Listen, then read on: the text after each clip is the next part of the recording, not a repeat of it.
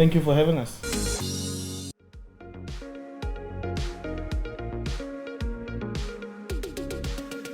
My name is Kulegani Mondlis Kosana from South Africa, the National Youth Development Agency, Vice President of the International Union of Socialist Youth, member of the Executive Committee of the African National Congress Youth League National. My name is Constantino André.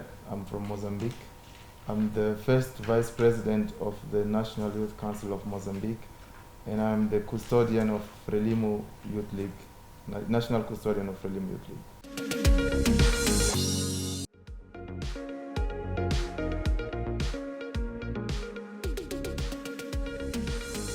I think that young people must soon wake up and understand that we are the solutions that we are looking for.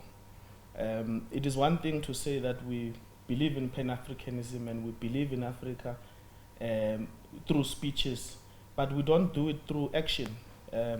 When will we start buying our own products? There is an African somewhere in Africa who produces who produce all the products we need. So if you need tires, you need to buy African tires. If you need a suit, you buy an African suit. If you need food, you must buy African food. And it is only through action that we can display our seriousness on African Renaissance and the future that we're trying to build. We must stop having a Stockholm syndrome with Europe and the West, and we must stop loving other countries and other continents more than we love ourselves. We must understand that by definition the revolution is love, and to love your continent, it is to be a revolutionary. And it is something very important we also need to do is to take education seriously. Our forebearers and our elders and heroes, they used the AK-47 to fight for liberation. In this generation, our AK-47 is a pen and a paper. We must shoot ideas, we must shoot solutions, and those solutions come through innovation of young people who can only do that through education. So we want an Africa that stops borrowing money for weapons and starts building universities, building schools, and ensuring that we use education as a weapon to transform our continent. In my personal view, the key way to originate the Pan-Africanism within the youth mindset nowadays is what Kulegani was saying before, which is using a different source or different weapon, which is the pen, of course, and the paper. So the education is the key. The education is that will unlock the minds of our African brothers, youth in particular. But more than that, we need to start teaching the youth, teaching the people from Africa that we are all the same, that we are all brothers and sisters, that we share many features, we share a lot of values as a society, as a huge community. And this process is, of course, supported by actions, and these actions are the mitigation of, the reduction of the differences and the instruction of people that we all share a lot of history, we all share a past, we all share the same background. And this can be done through sports, of course the intercontinental sports. It can be one of the tools that can support this process of building the Pan-Africanism mindset. We have poetries, we have music, we have a lot of things that will be supporting this educational and revolutionary process, so that people can start envisioning the other African countries as brothers, the other African cultures and brothers and sisters from our other countries, not apart from their own, as brothers and sisters. So now the biggest thing that threatens this Pan-Africanism is the mindset of existence of borders. So from the moment we start believing and understanding that we are all one people, and that the borders were only set in Berlin and we were not there just to divide us, so from that point we'll start understanding that those borders are not ours. We have our own borders that are really no borders.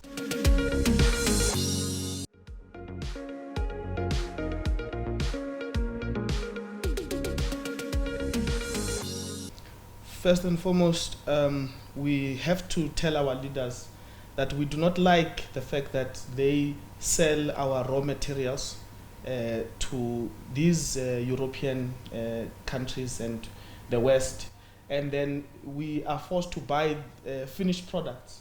So it begins with maximizing what we have. Africa is the breadbasket of the world. These guys, they actually need us more than we need them. In fact, we don't need them at all. They've stolen enough. They've taken too much of our gold.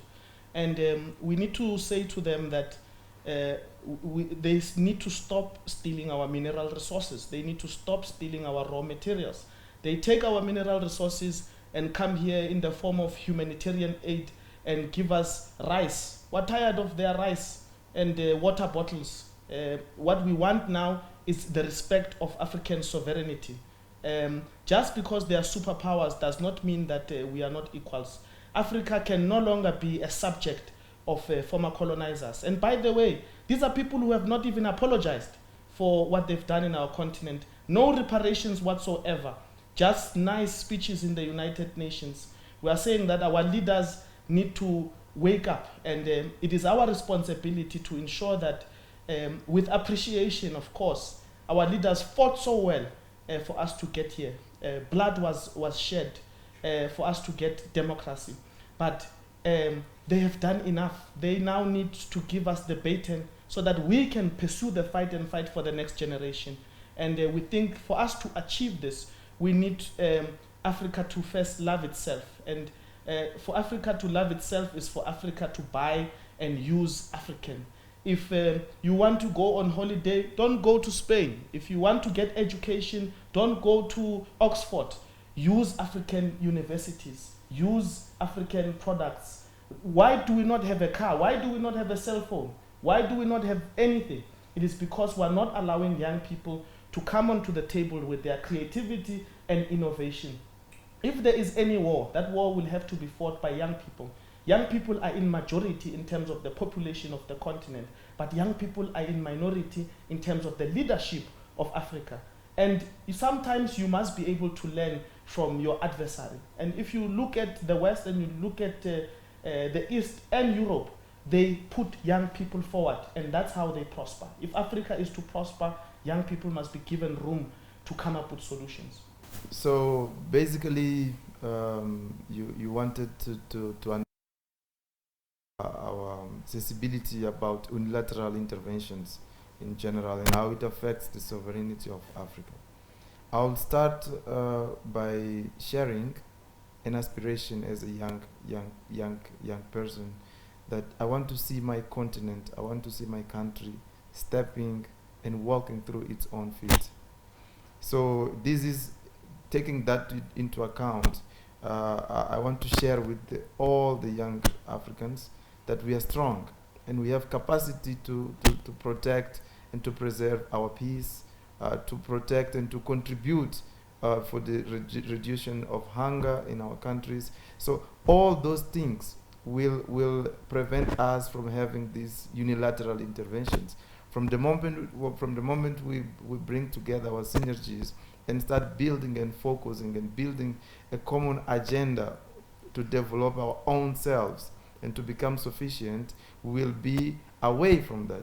So I want also to send a message to our leaders to trust on the youth in their countries and in the continent, to assure that all the investment is done in these youth, so that this youth is not instrumentalized by these forces to create conflicts, internal conflicts in Africa, such as terrorism and other manifestations of crimes against other people. So encourage the leaders to pay a very key attention and to invest, to trust and to develop and to empower all these youth within this country, so that the youth can be agents of positive change, not people who are used to destabilize or to create conflict. So from there they can have an excuse to come here and have these unilateral interventions.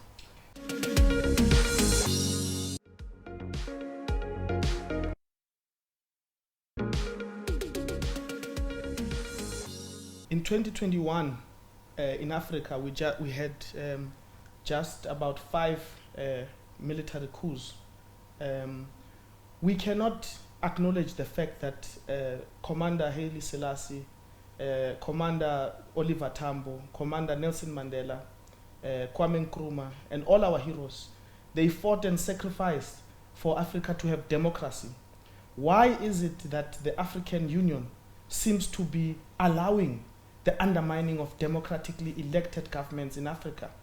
Too often, governments are deposed militarily, and the African Union is not strong at all on dealing with the situation. I mean, you look at the Ethiopian situation. We cannot accept the undermining of a democratically elected government in Ethiopia. When we look at Ethiopia, we look at the beginning of our hope, when we were almost at a state of despondency as a people. Ethiopia was our symbol for hope. We need to stand together and defend the democracy in Ethiopia. We need to stand together and defend democracy throughout the African continent. We've got a problem with an African Union that does not seem to want to punish severely those who undermine democracy. It is not possible to undermine democracy in the West and in Europe, but seemingly in Africa, anyone can just walk in and change a government. We are saying no to that. If I was in the African Union, I would ensure that no one, absolutely no one, has the guts to attempt to undermine a democratically elected government in my continent. The people must be allowed to express themselves through a vote. For a very long time, black people were not allowed to vote. Now, if we have differences as a people, which is natural, we must resolve those differences through a vote and not through attempting regime change over a democratically elected government. For us to have democracy, blood was spilled, and it's important that we respect this democracy. If the African Union cannot stand to protect democracy, then we don't know what they are doing. Their first priority should be the protection of democracy. Demoskratos, for the people, by the people. The only way the people can speak is through a vote. And that is what I would do. Thank you very much. If I was the leader of the African Union, I would take first into account that I'm leading people that are one people, that by avenues of life they were split and they perceive that they are not one people. They are different peoples within the continent while they are one people. And I will start creating conditions so that the mobility of people and goods within the continent is free, is open, it's accessible for anyone who wants to move throughout the country, doing trade, sharing experiences, doing tourism, and of course taking advantage of what exists as a resource in the continent. I will give more privilege to the Africans to embrace investments and to invest in other countries more freely than the continent. One way to do that is to set a common currency in Africa. It's not really strategic for someone from South Africa, from Mozambique, to come to Ethiopia using a foreign currency from the US and have to do another exchange to a local currency. We can set an African currency, one currency that is used by all of us. Of course, we can have our small currencies or our currencies in countries, but we can have a common one that connects all of us. And another measure that I will take is to have a visa free for all the Africans. Of course, all the people who want to go to another country to do something that is really productive for that country, he has to have access to it. But more than anything, I will start fighting to build a new narrative on the consumption of Africans. Africans, they consume based on what they see or what they are allowed to see by the Western. The Western uses media, uses everything to convince us that what they have as standards is what we should consume as human beings. They brought us suits, they brought us other kinds of clothes, kinds of foods, and we produce locally food that doesn't even enter the supermarkets in here. We have foods around markets that they are not entering the formal circuit, the formal market circuit. So they end up becoming something that is undervalued, and all the producers, our local producers, they work so hard to produce in their agricultural activities, but their products do not enter where the prices or where there is more willingness to pay for what they produce. So what happens? We have farmers, we have people who work hard, but their products are not recognized, they are not valued, they are not paid a proper price, while Western products, industrialized products, are shipped from wherever they come, and they enter the formal market circuit, and they are expensive. How come a corn is less expensive than a chocolate brought from Swiss? How is that possible? How come a sweet potato is less expensive than a candy? It doesn't entirely the sociology of consumption from my African fellows.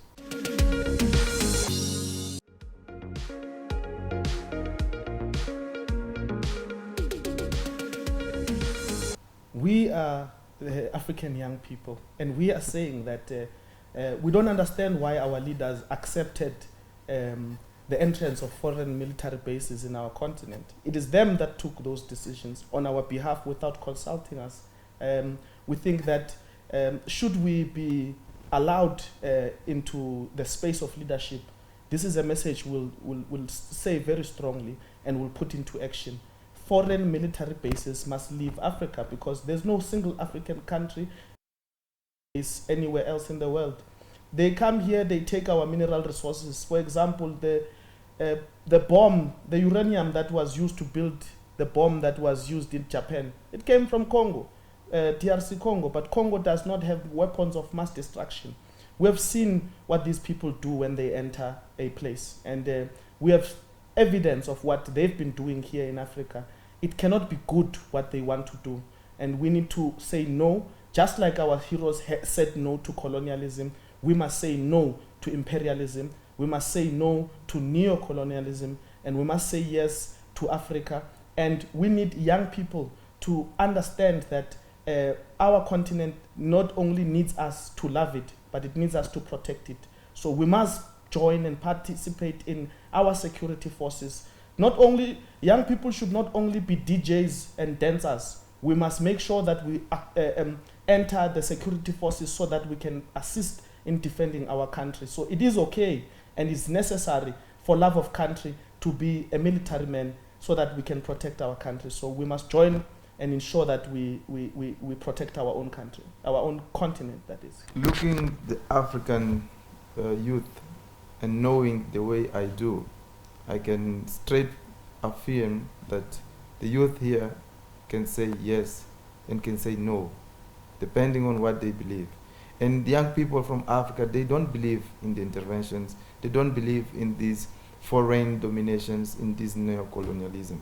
Of course, there is a part of them that are brainwashed every day, and we have also, as African leaders, a huge responsibility to rebuild our own narratives based on our own values, on the values we defend. But the youth here doesn't agree with those neo-colonialism practices. They reject them, and they reaffirm their willingness to fight for this continent.